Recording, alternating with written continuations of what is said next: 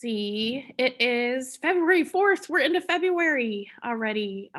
We're on unit 4. So like basically after this week, we'll only have 3 more units left of the course, believe it or not. And then just as a reminder for a lot of you who are doing a lot of 7-week courses, you might be totally familiar and comfortable with it by now, but after the 7th week in this term, you then get a week break for spring break, and then it starts another. Let me just pull up my calendar to make sure I'm telling you the right thing. I don't think there's 2 weeks in between. No, there is. So basically you start, the end of the term is February 28th. And so all work has to be submitted by February 28th. Of course, we still have a whole 3 weeks to go after this. So we're right at the midpoint of this 7-week term, just so you guys know. So February 28th is the end. And then you go back for your second 7-week terms on March 15th. The week of spring break is from the 8th to the 12th, but you do have a week there between February 28th and March 5th, 14th and 15th. 14th is a Sunday if you log on early for your classes and stuff. But that's like a 2-week break period, just so you guys know. I wanted to tell you the right thing, and I was wrong. It was more than a 1 week. It's 2 weeks. But some of you might be in 15-week classes too, so that may not affect you at all.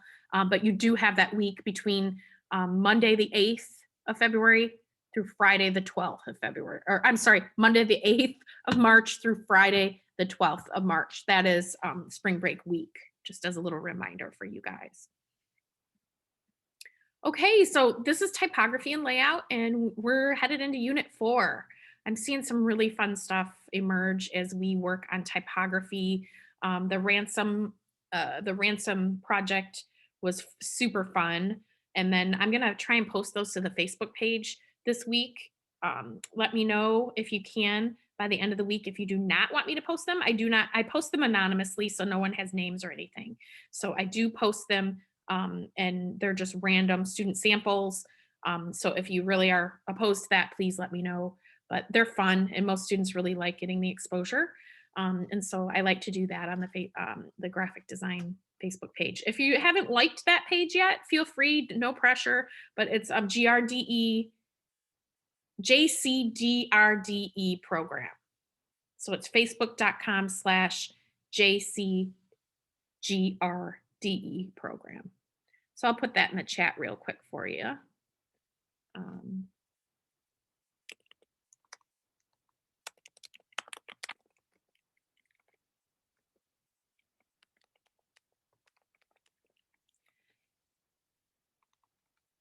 I think it's / sorry.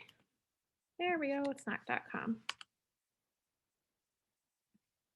There it goes. And by the time you get to portfolio, because I know a large amount of people in the typography class are in the graphic design program, when you get to portfolio class, what ends up, my hair's stuck in here, what ends up happening is we do like a presentation. If you're virtual, we do a virtual presentation. Now, if you're still in the program and we're face-to-face, I'm hoping to run this course hybrid so that we can actually have you all in and invite people from the community in.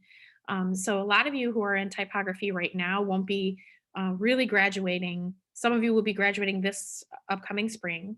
And then some of you will be graduating or completing the program in 22. So if you finish the program in 22, I'm hoping that we can get back to maybe a hybrid format to where we can actually send out invitations to community members and have them come in and view your portfolio. And you do a presentation at your table, and people from the college and from the community come in, and you gain exposure that way. And it's really a great event. It's catered. You invite your family and friends. It's kind of a time to shine and be proud of yourself and show off your portfolio, both your digital portfolio, you'll bring your device, and you can make prints. You can set up your table however you want. You brand yourself kind of at your table. So there's a couple of things that are required, like your business card and a takeaway item. So this all happens in your graphic technology applications course. If we're still virtual, if you are finishing the program at that point in time where you're still virtual, you will actually be doing this all in a virtual format via Zoom, and I'll do the recording. And then at that point, we'll decide, um, those of you who want your recording to be posted on Facebook, we post it on Facebook for people to gain exposure only with your consent. So, all right. So we'll get started. We went ahead and did the ransom poster or ransom assignment. That was unit 1. Unit 2, we worked with some of the, let's see, the font struct letters, and I found that students were really good about spacing. Negative and positive spacing came into play, whether you were drawing these out or doing them within fontstruct.com. We also are really concerned with hierarchy, and we're focused on developing a book sleeve project. I hope you chose your book and you're ready to submit that this week. That is due at the end of this week. So Sunday, February 7th. Remember that you have to have a front page, a binder, or a spine, and a backside. That can all be on one design, one page if you want. You can create 3 separate pages if you wish, depending on what type of technology application you're using. Some students chose to go with the Adobe since they're working with it already. Other students are choosing to do it in different formats. If you are doing it in Photoshop or something of that nature, even Pixlr online, your free program, just make sure that you have it set up as a landscape. Because if you have a landscape, then at least you can do, if you were to look at a book sleeve flattened, as I showed in the examples last week, you will see that that front cover will be at the right side of your landscape portrait. Then you'll have a spine, and your spine will vary. Books vary in size, whether they're going to be large books or small books. But if I can, I'll grab an example here.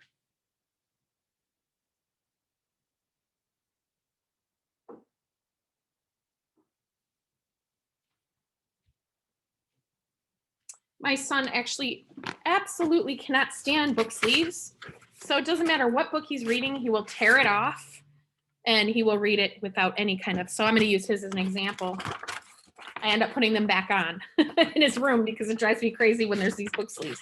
But some of them have an interior fold. I did not require that your interior fold. I require just, if you look at it, and it might be backwards on the screen, but you see there's that front cover. You've got the spine, and then you've got the back side. And you are tasked with redesigning an existing book. And a lot of you have chosen some interesting books. And I wanted you to post that within the forum last unit, and then decide on how you'll move forward, and then complete that design and submit it by this Sunday, midnight. So I hope you're enjoying that project so far. I know that it can be a little challenging if you haven't had a lot of the Adobe courses yet. Maybe you just had Photoshop.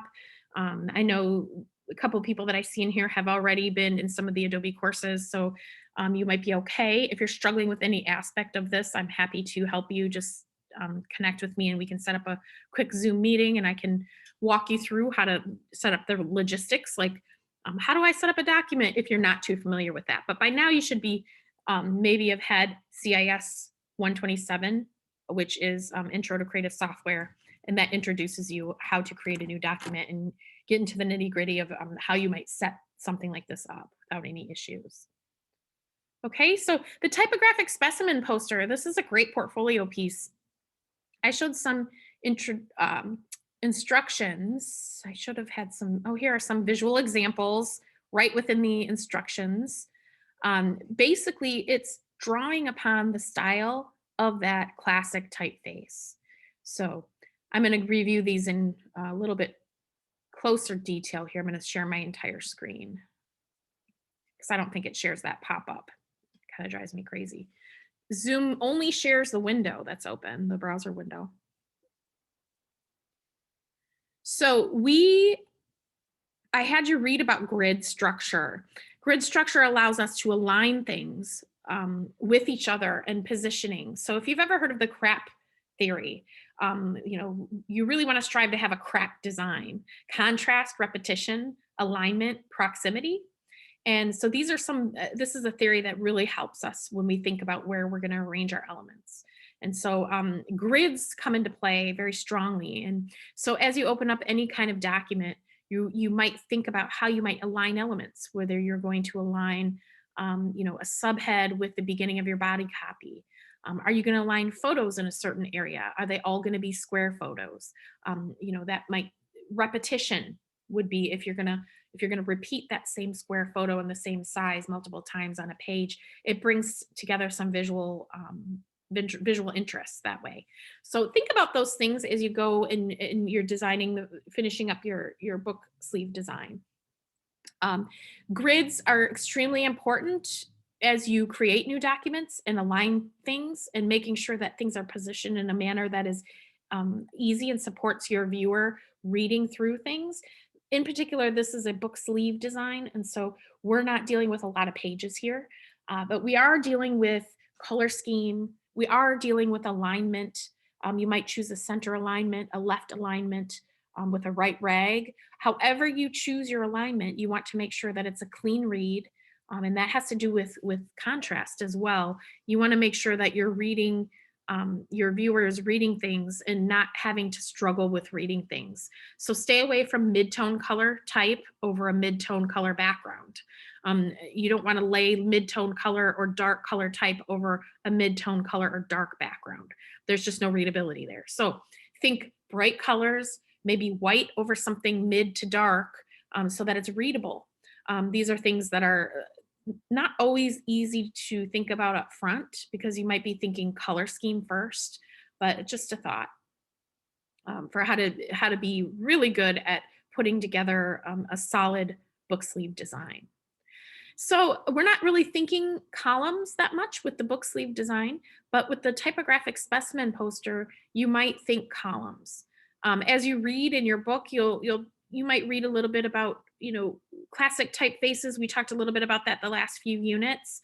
For the typographic specimen poster, you're going to want to choose a classic typeface.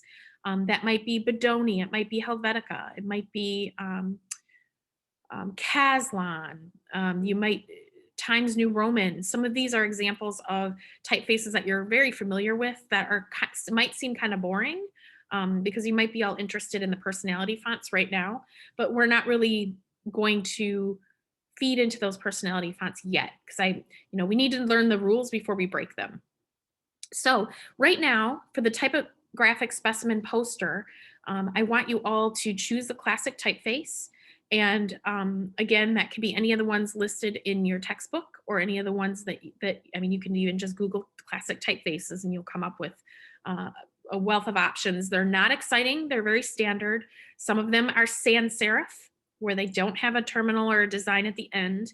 Some of them are serif, where they do have more of a design feature or element at the very end of the characters, as in stylistically. But you will choose one, and what you'll do is you're going to design a poster that is reflective of that typeface. So typographic specimen, they're usually small booklets or something that represents a type. It's almost to advertise the typeface. There are several different things that you can look up online. Bauhaus is one thing that I like to stress with students to look up.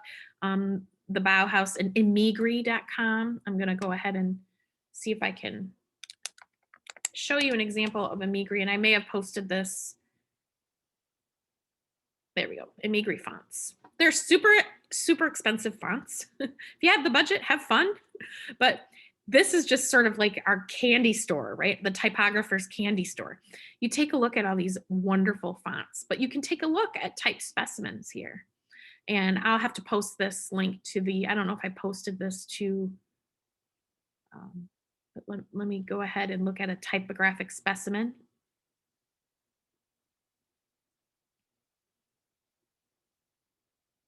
Let's move through this. So it shows us a visual example. But this is more of what I'm talking about. It uses that typeface and it shows it in different outputs.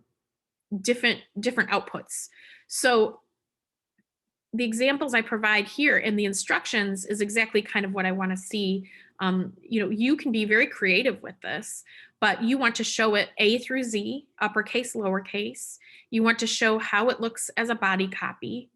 You can zoom into certain features like it does here in this Baskerville poster. You can choose to showcase one character in Baskerville, like this G does. So this is a G in Baskerville, and the designer chose to focus on this one letter as maybe the design of the poster.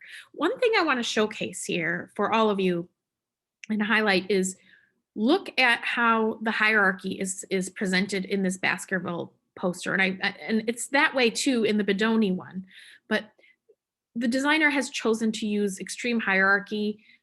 So they have levels of hierarchy, the body copy, which is smaller copy, and then they have a very large G, and they have Baskerville, which is kind of in between in size. So they're using scale and positioning as a means for hierarchy to guide us through that poster design.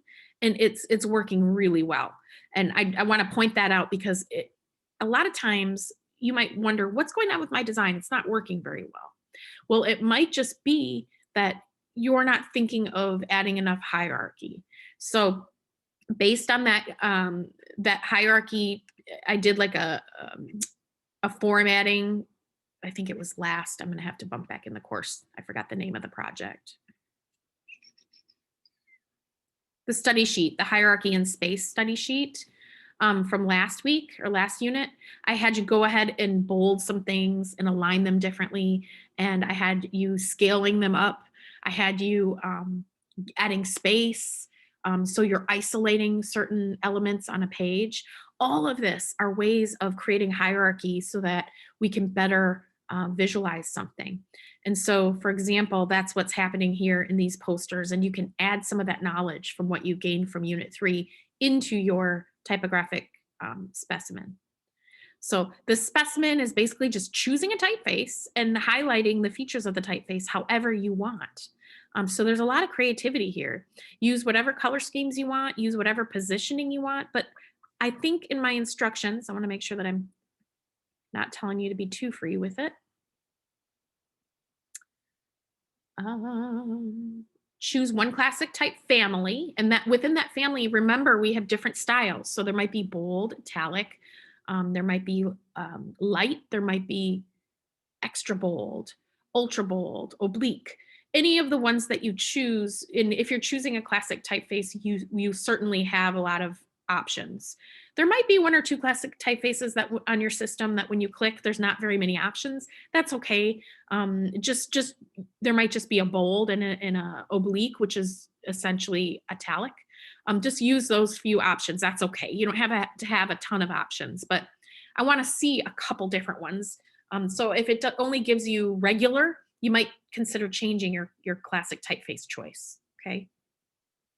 Because your system may not have installed much of what you might not have a classic type. That classic typeface may not be very well installed in your system. And so I just want to make sure that you guys have more than one or two options of styles to use within that family. Okay, so you want to review the examples that I show below, like I'm showing you now, and then design a poster that illustrates that mood and tone. So all of the classic typefaces are pretty straightforward, and there's not a lot of excitement, as I told you before, like the personality fonts have.